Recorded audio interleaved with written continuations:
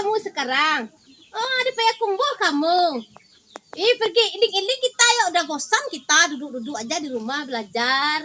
Kadang ke dapur awak disuruh ya ama. Ya ke pasar ke Padang kita besok. Sejak tadi disuruh memasak anakku nak tantu kerajanya dah. Laku sebalik hari ya. Cek. Amak dia maimbau. Ya mak, tunggu sebentar. Ya, tadi sudah masak Linda, masak-masaknya dia pakai pulang karajo. Dia tak kau pusing kalau nak gede kininya. Yo kau masaknya hilang, kau masaknya hilang nah. Yo ku tuju badi sambal. Buat mi. Kucing, kukuh kerambi tak. Ini apa kau kepunan karajo?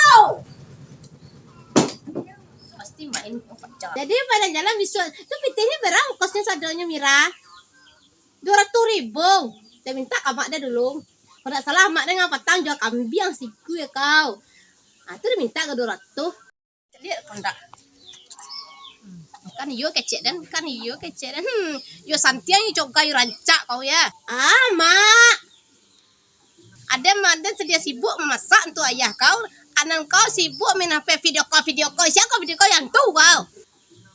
Enggak ada ni nelpon kawan dan. Kau kerambi itu ah.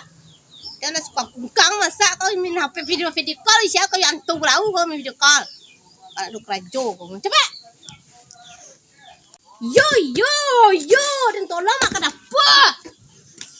Asyik dengan nelpon. Tuh. Pasti sudah aku kerambi dah mak tu panek-panek sangat dia aku kerambi tu. Aku kuah mak.